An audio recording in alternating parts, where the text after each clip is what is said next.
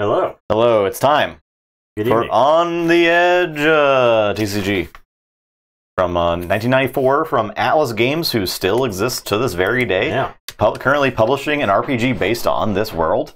Yeah. Well, it was kicked. The On the Edge card game is based on an RPG called Over the Edge. Oh, it actually came out in 1992, the first edition of it, right? Yes. Okay. So Over the Edge came out in '92. There was a second edition that came out in the late '90s, and then a third edition was kickstarted a few years back. You can't. It's free advertising. Get that off the camera. I'm sorry. Sponsor us, you cowards. You can't do but that. Yeah. So I would say that Over the Edge is like a counterculture classic type of game. It's the Over the Edge RPG looks like it would not appeal to everybody. I read some reviews. So some magazines you can still find archives of them online, and Alderac Entertainment had a magazine. Like a sick box though. Yeah.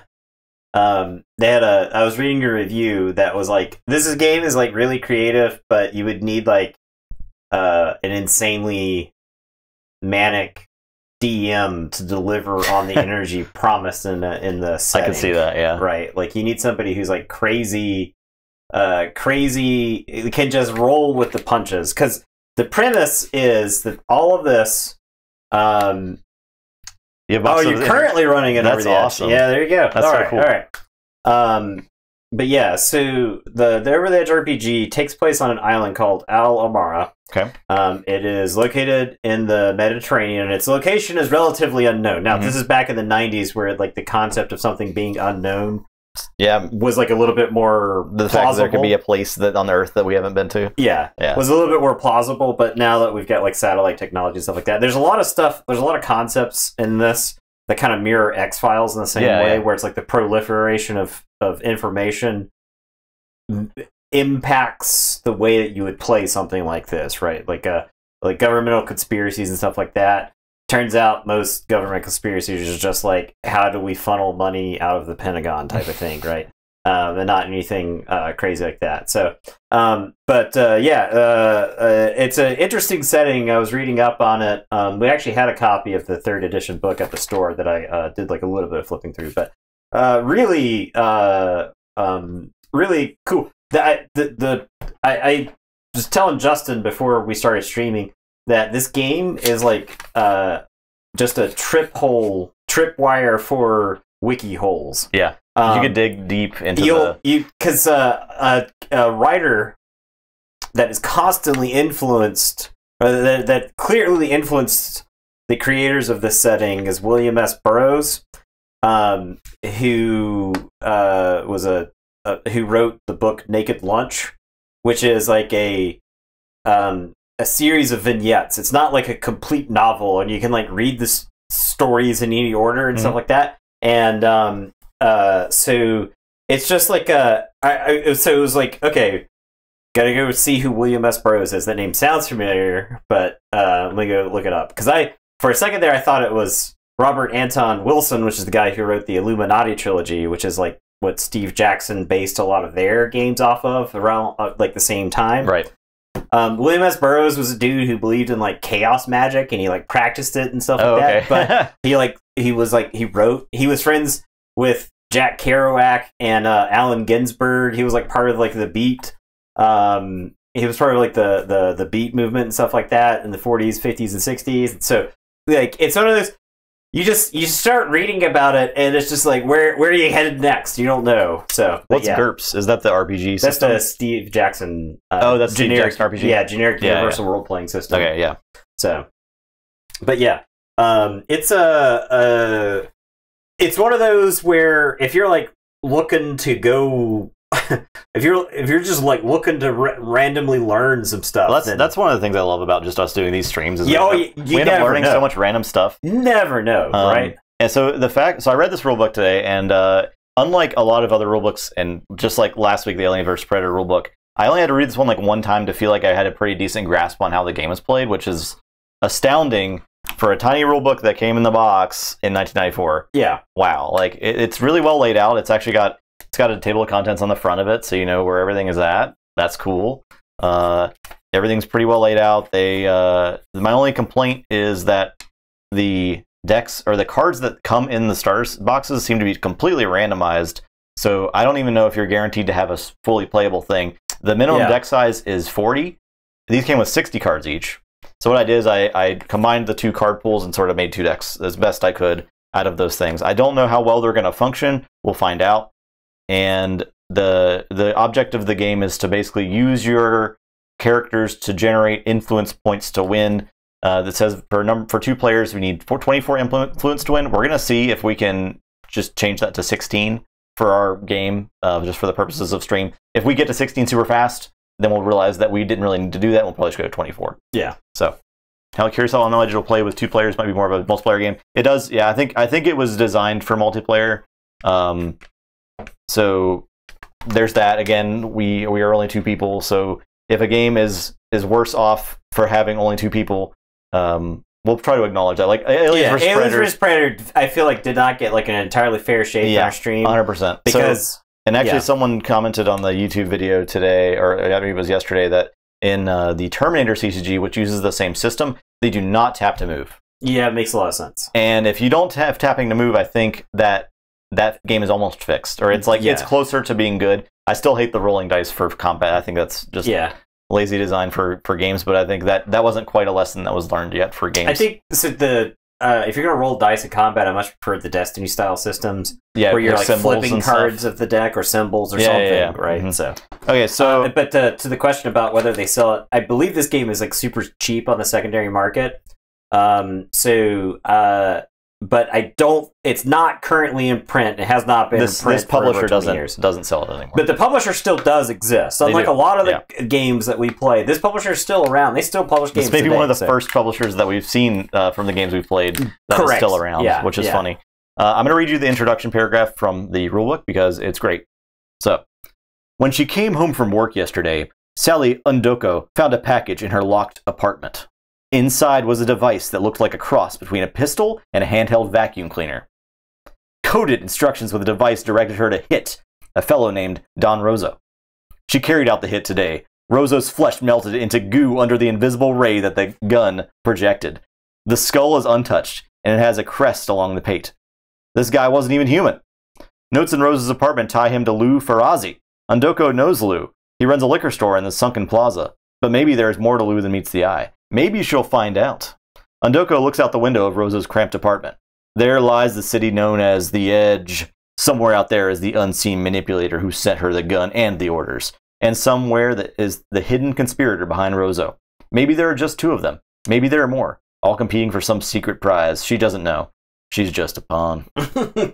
Yeah, I think that right there does a pretty good job of capturing the spirit of this, where it's supposed... So, I think there's a couple of guiding pieces of literature that you could watch moving into this. I think Jose Chung's From Outer Space is actually... The episode of X-Files is actually perfect for this, where it's like, every time you think you know what's actually happening, there's another layer. You pull back. And another one is probably Burn After Reading, right? Okay. Where there's some silly stuff happening too, but yeah. So essentially the game is going to be us playing characters and manipulating those characters as we are the conspirators in this situation to try to generate influence and mess with what the opponent's doing. So how the game works is there are a few card types that I'll talk about real quick. There is a resource card type. So you can see it costs 0 and it generates an amount of resources, which is that number at the bottom. This one only can pay for human cards. That's why there's a little star there, but normally a resource card will have a number there. So this one generates 1 resource, and then the text on this one, there's a little star that tells you to reference the text. This generates +1 resource for Ares cards. So most of the resources function pretty similarly to that. You can play 1 0 cost card a turn. So it's like in lands and Magic, you can only play 1 land a turn. They changed that to where you only play 1 0 cost card a turn because there are characters that cost 0. So that's kind of an interesting little change there, like an interesting way to handle the resource system. There are characters, so the characters are going to be the primary way that we're going to be interacting. So here's Bar Owner. They have a power, so that's the top number is their power. So like basically their attack value or their defense is the second number. And then their pool, which is the third number. Pool can be used to pay for other cards or they can generate influence, which you need to win the game. And this Frank Germain +1 pool to Ares cards, so he could actually tap to generate 2 resources to pay for Ares cards. Or alternately, he could tap to generate a pool that you could use to score an influence. And I should say that the mechanic of turning a character sideways in this game is called cranking. Crank that character. You got to crank them. Okay, it's cranking. We got to start saying crank because that's actually one of the best terms. Yeah, I think so. For tapping, I've heard yet. Most characters actually don't have a pool stat. You can see this one's just dashed out, but he does have like 2 power, 2 defense. So you can crank to attack. The way you have to set up consider that your play area is your conspiracy, and you have to sort of assemble your conspiracy. Now, characters exist in a rank and file system. So rank is horizontal, okay, and file is vertical columns. Okay. You can have up to 3 ranks. I'm making sure I'm not getting the wording wrong because this is important. And infinite columns. So you have all the space you want from side to side, but you can only have 3 rows. Okay. Okay. You can only play guys into your conspiracy if they are adjacent to an existing character. So adjacent does also include diagonally. But if I play a guy there, I can then play to there. So I can't play a guy like here initially, or I can't play a guy like way down here. Yeah. Okay. If there is so unlike in like something like Keyforge, where if something dies, that you like fill the rank in. Think of this like a battle line. Like we basically have 3 different battle lines. Okay. If something dies here, this does not automatically file in that situation. So you can have guys sort of like orphaned out here.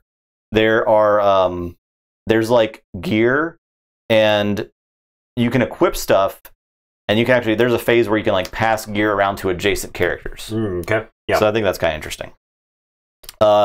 When during the attack step, basically you get 1 attack per turn. You get 1 attack action per turn where you crank a character, and you can choose an opposing character that's a legal target to attack. All you do is compare power. You only get 1 attack to their action defense. You only get 1 attack action per turn. So that's pretty relevant, right? So you can't just like slam your guys into their guys every turn. So even if you're like outpowering them, you can't just like kill your opponent's dudes that are making influence. You got to crank that. Crank it. Crank it. All right. The way combat works is you just compare your attack stat to the attacked character's defense stat, and whoever's is lower gets popped. Popped is dead. If they're the same value, they both get popped. Okay. Now, a character can only attack another character if there is no active character in front of them or in between those 2 characters. So, make a little rank, so I can just demonstrate that. Okay, so right now this character can't attack because there's an active character in front of it. This character can attack this character and this character because those are the only characters that are available to them. Now, if this character was cranked, this guy could attack that guy. If this character was cranked, this guy could attack this guy or this guy. If this character was cranked, this guy could attack this guy or this guy. Okay? Pretty simple, right? You can also attack characters in your own battle line. If for some reason you have to kill one of your own guys, that's a thing, okay? The other thing is if a character is attacked and they pop and they have a pool stat, that player loses influence equal to that pool stat. Okay? Great. Now, that's attacking. Another card type is whammies. Whammies are just cards that you can play at any certain time, and they have an effect on whatever's happening. This says control an opponent's character. That just means you like use them, which is pretty good. Seems really good. Seems pretty good. So that right there would be you could use that to attack inside your own battle line. Yeah, I could use your guy to attack your own battle line. Yep. they don't have a cost, and those are like one of the few things that you can do like on an opponent's turn. Otherwise, it's mostly asynchronous. It's not always asynchronous, but mostly it is. And then there are attachments. So here's some gear. Here's a pistol grip chainsaw, and it gives you +2 power, +2 defense. Pretty cool. What a great name. And I think we're good to just start. I mean, the game doesn't look that complicated. It doesn't look that complicated. It does not look that complicated. I like a lot of what it's doing. It reminds me a little of Keyforge, right? Because you have like battle lines. You're generating resources, and that's how you win the game. It's a race. Yeah, it's a race, so it's not nearly as like important that you have more control. Yeah, so you want to play your like poolers and defend them on the rear row, so they're generating resources, or they're generating you influence while your like aggressive guys are up front. But then you sort of want active defenders just chilling, and you're not using those because they're just defending your battle line, right? They're defending your poolers. I think that's the general strategy. Let's see how it goes though. I don't know if I got like the ratios of cards right. Like I said, I did my best with what we had in the randomized cards that we got. So I should also mention that if a card has a bullet for its cost, you can only play that card if you have a matching card of the trait of that card in play. Okay. So you can only play this card if you have an aerial card in play. Astral? Astral, yeah. Also, it reminds me of Sellsword, maybe my 99 games. I love that game. I haven't played that game. I know that company makes a lot of really interesting looking games that I just like never got into. Level 99 is the company that made Millennial Blades, right? Yeah. I liked Millennial Blades. It was just like, it's so annoying to set up that I only played it one time. Yeah, it was on my list of things to try to play at some point. So. I still have it. You get a fourth. Yeah, you draw 10 cards to start the game, so pretty good. Yeah. We saw that in Mythos too, where you had like just like an absolute giant hand size. I want to make Mythos but better. Mythos is really good. Don't get me wrong. All right, so we're gonna draw 10 cards. I didn't see any mulligan rules. I'm assuming that's in maybe like an advanced rules, but I don't know that it really matters. So yeah, it's 10 cards. So yeah. Got a little whammy. And I think we're just gonna randomize who goes first. There wasn't really a setup section. Okay. I got my win con. First shuffle your deck, then cut the deck, blah, blah, blah, deal yourself a hand of 10 cards. Determine randomly who goes first. 39. 13. I don't know if there's a first turn rule. Doesn't seem like there is. So we're going to be playing with the beginner's discard rules. So when you're first playing the game, you may want to use the optional beginner's discard rule. Every turn during your discard phase, you may discard any one card and replace it with a new card from your deck. So that's kind of like lets you filter your deck a little bit. Because these decks might not be made efficiently, and there might be some stuff that you might not be able to play. So, yeah. Okay, so you are, during your turn, it starts with the card tending phase. During this phase, perform these 4 actions in this order. Uncrank. Uncrank all your cranked cards. Okay. Unflip. Turn any flipped, which are face down cards, face up, and then place them in your conspiracy. They are cranked. If there might be some cards that say flip a card, that just like it yeets them away for a turn, I guess. Discard, you may discard any cards that you cannot call because of uniqueness. So if there's a card in play that has the same name as a card in your hand, you can discard it and draw a card for that card. But that counts for both players, I'm guessing. Yeah, unique is a card cannot be in play if it exists for either player. I don't know that is going to be a problem for us, but we'll see. And then you draw 1 card from your deck. If you cannot draw because you have no cards left, you lose. So you will draw a card. You can discard 1. I lost the roll. I don't know if that matters. Oh, you lost the roll. Then yeah. I shall do it. Okay. Let's see if I want to discard something. Whammy. I'm actually going to discard this whammy and then draw, because I only have 1 resource in my hands. So probably not great. Okay. I am going to play... My 1 card is my resource. So this is my human resource. To make humans. Friends in Broken Wings Barrio. But that is played into a rank, right? The resources are not. Okay. Only characters are. Let's see if I have a guy I want to play. Luckily, the edge is basically a giant slum, from what I read.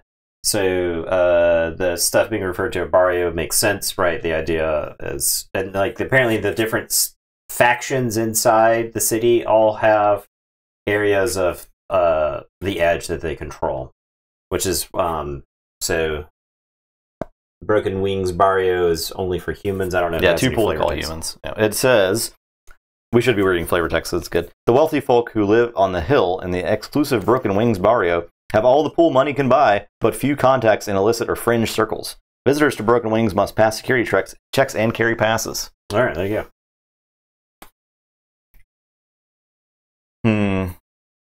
I have a lot of mutants in my hand. They're not humans. Mutants are not humans. They're not humans.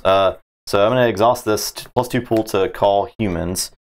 I'm going to play this human Ares Gangster. It's got 4 power, 3 defense, and 1 pool to call Ares cards. I'll just play him into my conspiracy. He is now the front rank. Okay. I will. So I have another one floating. The resources don't go away till the end of your turn, so you can like split it up. You don't have to like pay for everything all at once.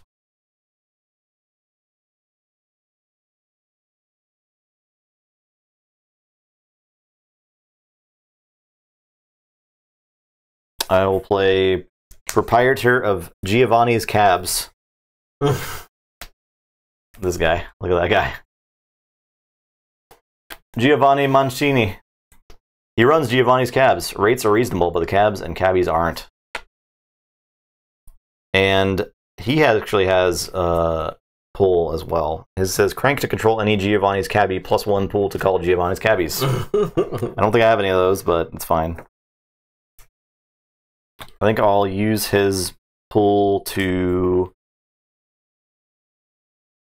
And he can just make a generic one, basically. So I can either use that to make a resource or a influence to try to like get closer to winning the game, or I can just play another unit.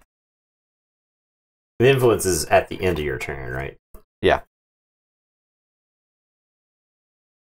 I think I just like play a bunch of stuff. I'll play this mutant bartender. He has +1 pool to call mutants. Crank to control any mutant. Cannot be attacked by mutants.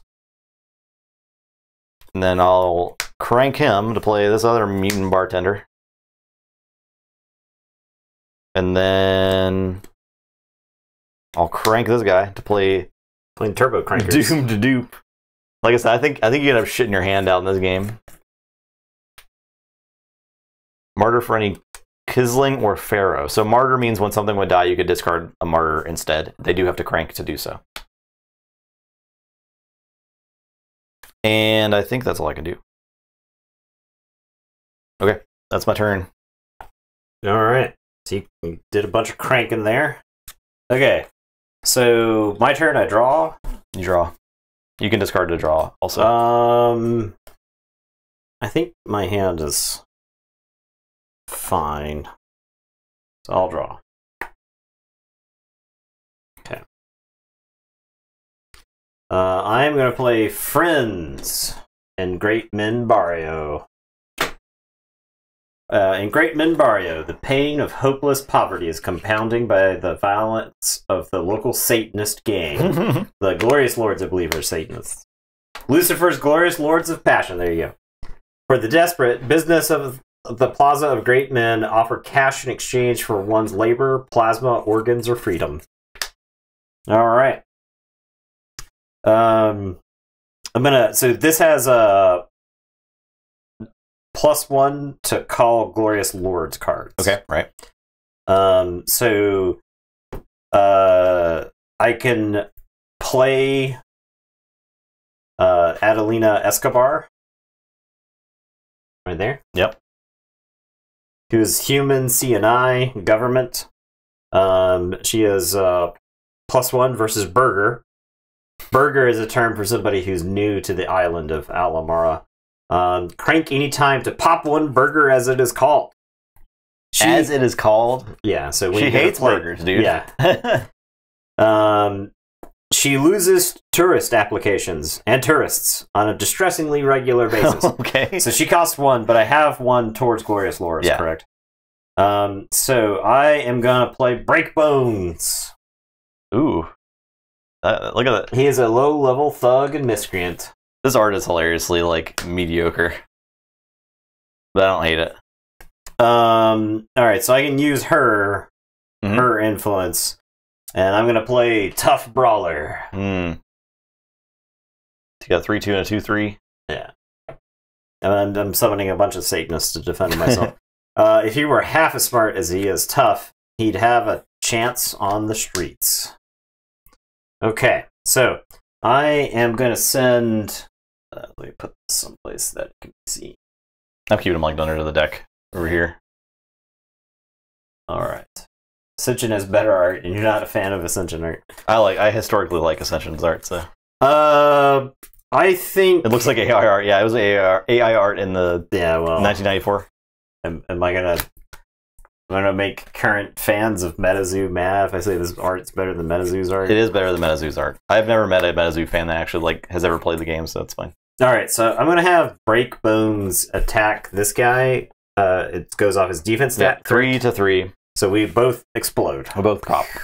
Popped. Bang. So I could actually play a whammy. Okay. I think it's fine. We'll pop there. We'll pop. Yeah. Yeah, that's good. That's good. Okay. Alright, there you go. That is my turn. Yeah, make sure we're doing all the turn stuff. End of turn phase. You may perform these actions in this order. Shift. Move gear among characters. Influence. Record any points of influence scored toward victory. Okay. That's it. That's the game. This is the whole game. There you go. Cool. Alright. Alright, so I'm going to untap, uncrank. I'm going to draw. I think I'm not. Let's draw. Okay. Wowee. Alright, I'm going to play Joanna Defable. Cool. She poses as a tourist newly arrived from Rio. A courageous agent. Human I think trident cloak. Joanna is gonna smash into this guy. With the frog breath? Yeah. 4 power to 3 defense. I'm gonna whammy you. Okay.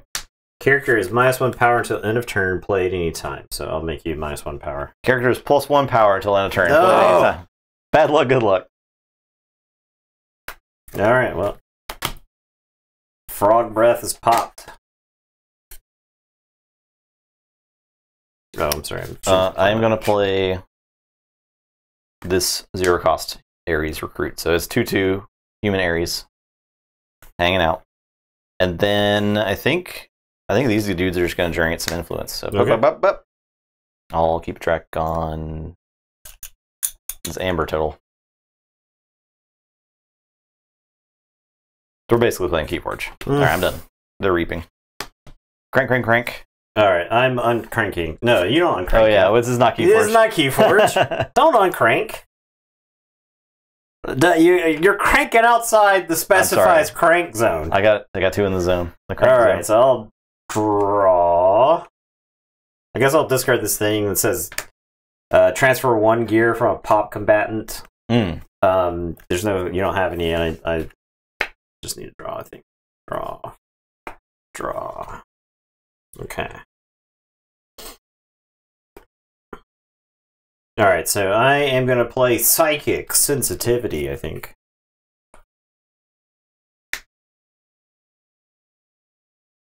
Okay, so +1 for Psychics. Yeah. Al-Amaran Psychics form a loose, secret subculture. Use of unregistered psychic powers is illegal, so psychics are cautious and subtle. Registering with the Center for the Paranormal Control can protect psychics from punishment, but doing so makes it easier for the government to manipulate or eliminate them. So, alright.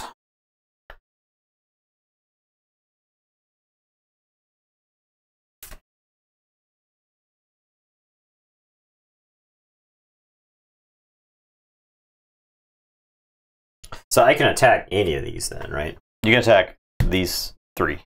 Yes. Any of those 3. You can't attack this guy. Alright. He martyrs for any Quislings or Pharaohs, right? Yeah, I ain't got any of that. Okay. Okay, so I'm gonna crank Friends and Great Men Barrio.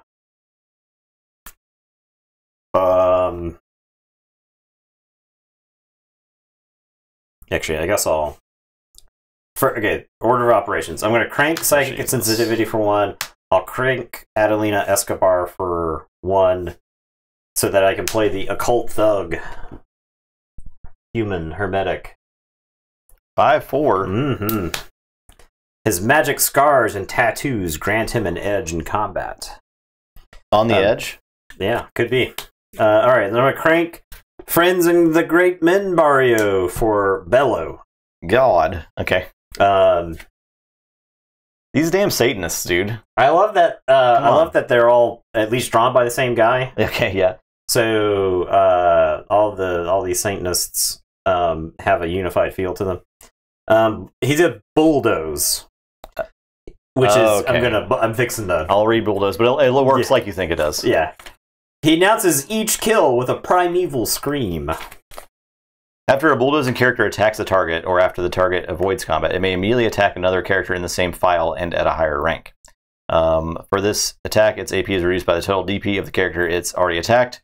Attacking a character within its own conspiracy, a bulldozing character may attack successive adjacent characters along a rank of file. Bulldozing characters may not cross over a space or a turn. So, it basically like choose through. But I could choose to stop, right? Because I don't know that I want to bulldoze just these two and then have him explode. I can have him... It may immediately attack another character. Yeah. So, I'm going to have Bello bulldoze Ally Twine here. So its AP, okay, its AP is reduced by the... Okay, so yeah. Yeah. So, 5 to 2. It so it's down to 3. Yep. And then he's going to bulldoze there. And I'm sorry, I need so it's 3 to 2. I need a primeval screen. It's 3 to 2. Yeah. All right, and there you go, bulldozed. Okay, and it is your turn, and that you lose 1 influence for that guy getting bulldozed. That guy's the problem. Okay, and it is your turn. Okay, I will uncrank now. I'll draw.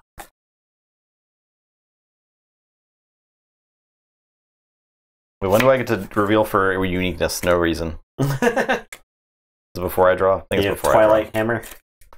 I have another Giovanni Mancini. Oh. Giovanni. Draw.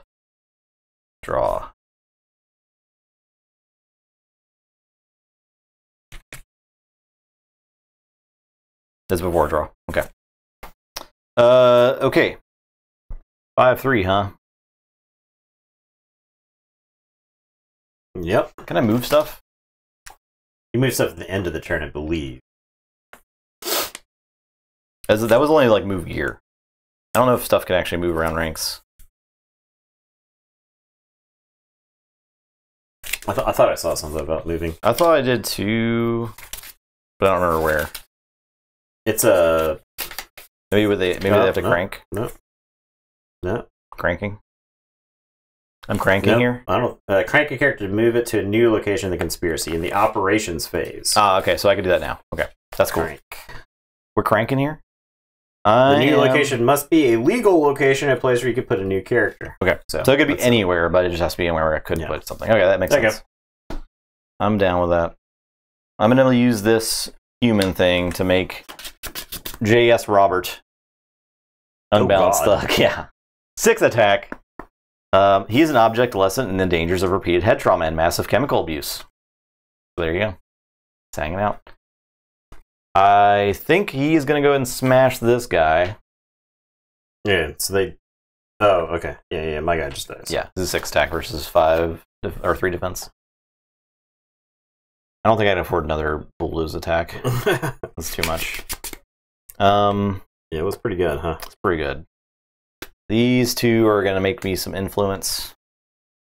And that is my turn. Okay. I go to 4. Alright, so I'm going to uncrank. I'll draw for my turn. Okay, I'm gonna discard this German tourist. He seems like he's not gonna do anything for me. That's the thing. He's a 1/1, and yes, he's free, but it doesn't feel like it's gonna do anything on the board. It doesn't make you influence or anything. Yeah. So I'll draw him a 2.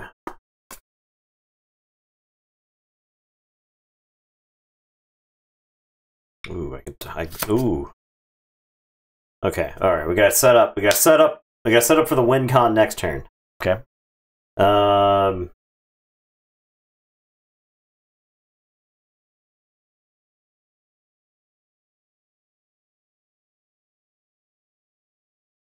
right. I've got some contacts in the art scene.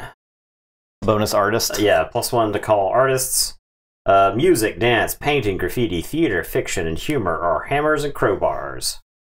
Knives and cudgels. Alamaran artists are mechanics and soldiers in the battles for control of the mind.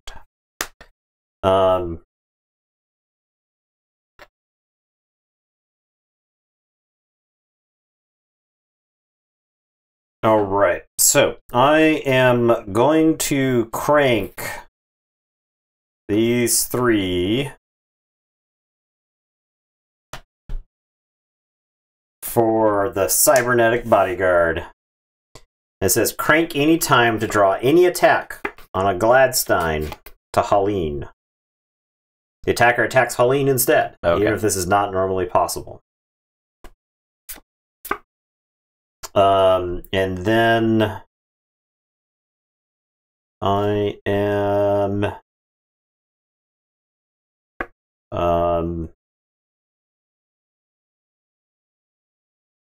gonna have Twilight Hammer. 6 is a lot of attack. I think I have to have Twilight Hammer smash JS Rocket there. Okay. And then I think I just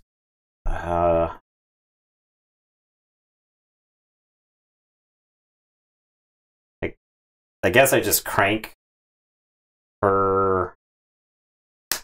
You can only play 1 attack a turn. You can only make 1 attack action a turn, yep. So I'll crank out James R. Cartwright, the horror novelist. Everybody's familiar with his works, I'm assuming. What's the flavor text? The Hermetics have shown him how to embed spells in his novels in exchange for obedience. Oh, okay. And actually, he's an artist, so I could use the +1 from that to play him. Okay, and then I'll just crank both of these for 2. So I'll go to 2 influence. And it is your turn. I'm uncranking. I'm gonna uniqueness discard Giovanni. Okay. And draw, and then I'll draw normally. Okay, I'll play Friends in the Golden Barrio. Says it's a plus entrepreneur's resource. Okay. The types of characters in this game are so funny. There's so many too. It's absurd how much stuff there is. Yeah, there's a lot of types of humans. So. Okay, so I guess not just humans, right? We have a bunch of humans, but clearly there's more stuff. Yeah, there's more than that. There's like beasts and stuff too. All right, I'm gonna make 1, 2, 3, and I am gonna give Joanna this pistol grip chainsaw. Oh no! +2/+2. Bonuses of multiple weapons cannot be applied to the same character. For the serious-minded assassin who doesn't mind attention. She's not 6'5". She's gonna have to take out this dude. The Twilight Hammer? Yeah. Since he can actually stop her? Yeah. And that is my turn. Alright, I'm gonna uncrank. No, I don't uncrank. I'm not playing keyboards. And then I am going to draw for my turn. Can I discard now? Before you draw. Before you draw. Yeah. Okay. Okay. Well, that'll just be an next turn thing. Okay, I'm gonna play Friends in 4 points. Dog faces. Oh. This gives you +1 pool for dog face cards. The plaza of the 4 cardinal points is the hub of this barrio, which is second only to great men in poverty and despair. Many local businesses display the dog-face logo, indicating that they pay protection money to dog-face thugs who patrol the streets with gangs of baboons. Baboons. That sounds pretty scary. Okay, now I am going to spend 5, using my +1 for artists to play Stefano Tiroli. Oh, okay. He has 3 pull. He has pull 0 while Carlos Summers is in play. His remarkable singing voice is a medium for subliminal messages, but no one will listen when true genius presents itself. So Carlos Summers is a pop star. Genius. Oh. She's a pop star in the universe. Okay. And so I'm assuming if she shows up, then people pay attention to her instead of anybody Look at else. look at the flavor. Yeah. You gotta love the flavor. And I think we're just cranking here. Cranking it for 5 influence to go to 7. And that's a lot of influence. It is your turn. That poses a problem. Because now, like, you give it this fat-butted person defending and you keep, like, throwing guys there. Alright, so I'm going to uncrank. We're uncranking here. I am going to discard this card because she's a boring 1/3. And a glug. Can't even see the card because it's too green. Yeah, it's too green. It's chroma. Too green. It's like the perfect green. But she says +1 power if at least one of their glug is in play in the same team, immune to astral control and physical or psychic. So I'm gonna draw for that, and then I draw for the turn. Yeah, I knew this guy was probably gonna get attacked, but I'm trying to throw with Stefano in play. I'm trying to throw attacks elsewhere other than here. So yeah. All right. So I'm gonna play this mutant resource.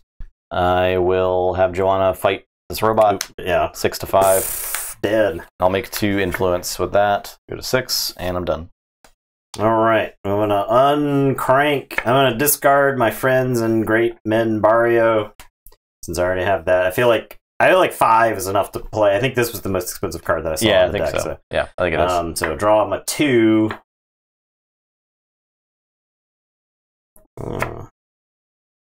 I don't have any psychics. I can't play this card.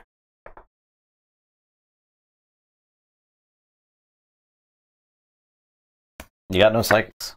Do you have a psychic land resource? Yes. I think that counts. This is okay. Okay.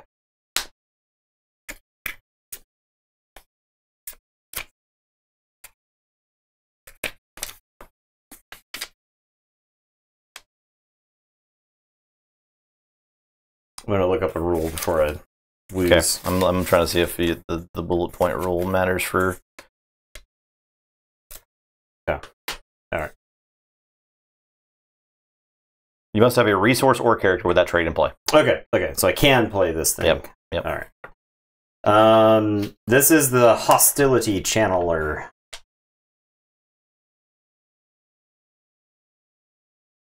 And 2 players with only a single attack turn is difficult to slap a rush deck. That makes sense. Yeah.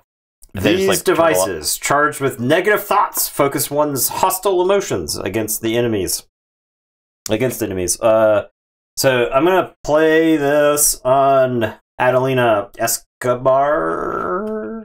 It's +2 defense? +2 offense. Offense, okay. Is it worth playing this, or do I need to save this for somebody that I can that can kill this, right? Like use this as like a burst from hand.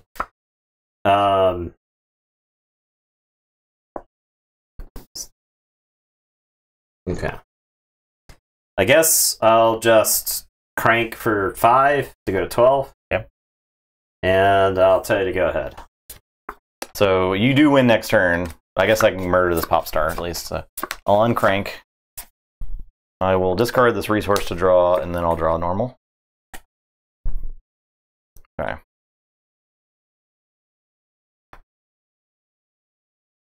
These 2. All right, I'm going to play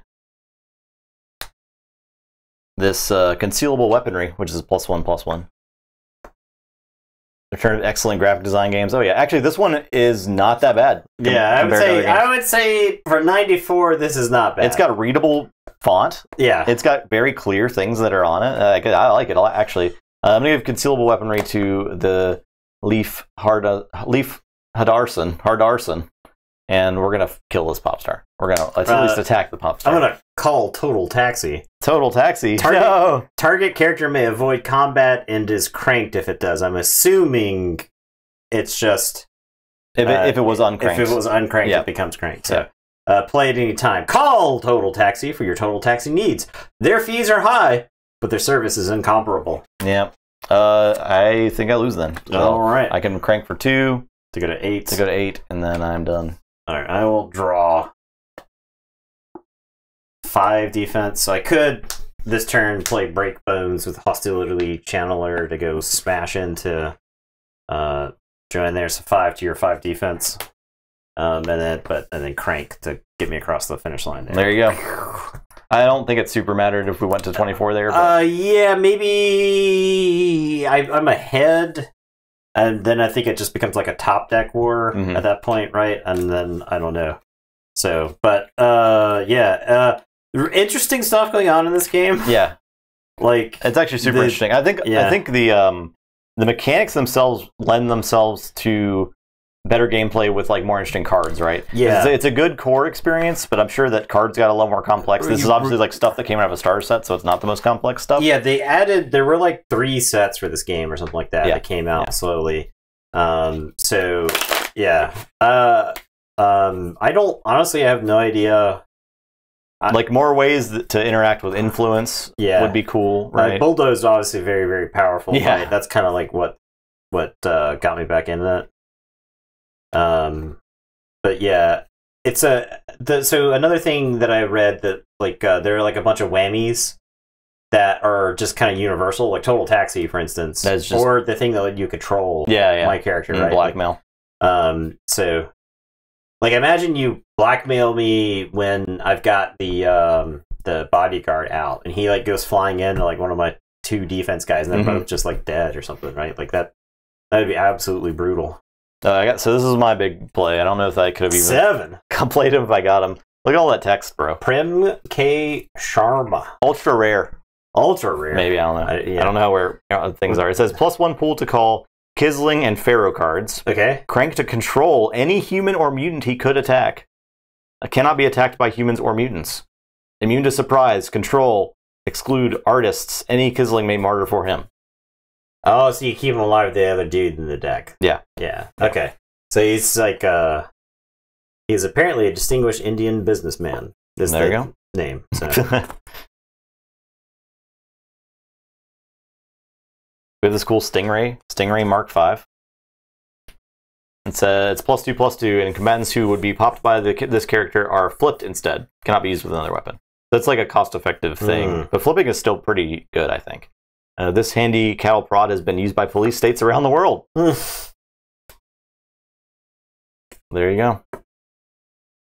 Street performer, psychic mutant. So yeah, I'm pretty impressed by this game, to be honest. Yeah, the game's over. We were only playing at 16 because that's all we really needed to know. I have this 6 defense android. Though this interdimensional construct usually amuses herself by arranging bizarre wagers, she can be drawn into power plays. Damn. 6 power. Sick. 2 influence. I have this mental patient. Oh, she's green. Oh, she's fine. 7 defense, no attack. Last rank. Last rank, government and Dabain characters get +4 versus Incumbi. Can't attack. Interesting. She has 2 pool, which is crazy. Only takes 2 minutes for the conspiracy to be complete. Yep. Exactly. All right, there you go. That was On the Edge. Yeah, interesting game. I hope you all enjoyed. I don't think there's like a ton of design room, not with like what's in this base set. Right. So I would be surprised even if this game lasted longer than it did. Like, I don't know where you take this game. But then again, I have a hard time imagining how I would run an over the edge campaign too. Yeah, it's pretty wacky. Yeah, I think there's room to an extent, and I like a lot of what it's doing. But I think it with a little more like meat there, there could be a really good game. I almost feel like you need like a little bit of setup. Yeah, like a setup turn. Yeah. Where you like establish your boards. Yeah, both people have like a little bit of setup. Yeah, that would be cool. But it's like the like first turn I dump everything, and then second turn you dump everything. Attack and defense don't matter as much as pool. Yeah, pool seems to be the most important, right? Because that's how you play other stuff. Yeah, I feel like you need way. So something like say like the spoils did is that you could always spend resources to draw cards. It was like an elevated thing, but it was one of those where it was like I think the drawing one a turn was definitely a... Once both players are at the point where they can generate a bunch of resources, but we have limited ways to interact because they're only like rip one card off the top, that's where you like be able to spend to draw. I wonder if the draw one a turn was just like, oh, that's what card games do, so we're going to have that rule in it, right? Go like, fish! What if this game was like 5 card hands and you drew up your hand size a turn? I mean, like, that would be a totally different experience, right? And maybe like a better one. So I think the draw a turn is sort of about this game, right? And I think there's a lot of lessons that other card games could have learned from this game to make them better. Yeah, and probably did. I think the grid placement is really. I think the grid placement is very cool. I like the attack system. It's not rolling dice for attacks. Right. Thank God, because we've had so many games where we've had to roll a d6 for attacking. It's just awful. But this is a simplistic one, and then you have whammies to make things interesting, right? Yeah. So that's cool. And I like the way gear works. I like that you can like pass gear around because like. For Joanna, I could have like given the pistol grip shotgun to the dude behind her to make him more defensive in case you wanted to attack him and stuff. Yeah. The risk. Yeah, risk. Yeah, there you go. On the edge. On the edge. Hope you all enjoyed. Pretty fun. Quick stream. Not bad. These card game Necromancies, the last several, just really fast. Yeah. You know, get a good taste. We have a few more games that we're going to dive into, but next Wednesday, I think we're going to do Keyforge since we're going to have the holidays off. So we're going to take a little hiatus from card game Necromancy, but we'll probably get back into it in the new year. Yeah, we still have at least a handful of more card game stuff to we also want to do Blood Bowl 7's League, so we want to try some Blood Bowl on stream, see if you guys like that. That's a really cool game if you've ever heard of Blood Bowl. It's the Games Workshop like football fantasy game. Yeah, and it's really cool. So we might actually do that before we get back into card game Necromancy, so we'll see, though. Thanks for watching, everybody. Have a great rest of the week. We'll be back on... Wait, I guess we aren't streaming Sunday. So Martani. Yeah, Martani's a Blood Bowler. We'll be back Monday then. Yeah, there you go. There you go. Thanks for watching. Have a great holiday, and goodbye. See ya.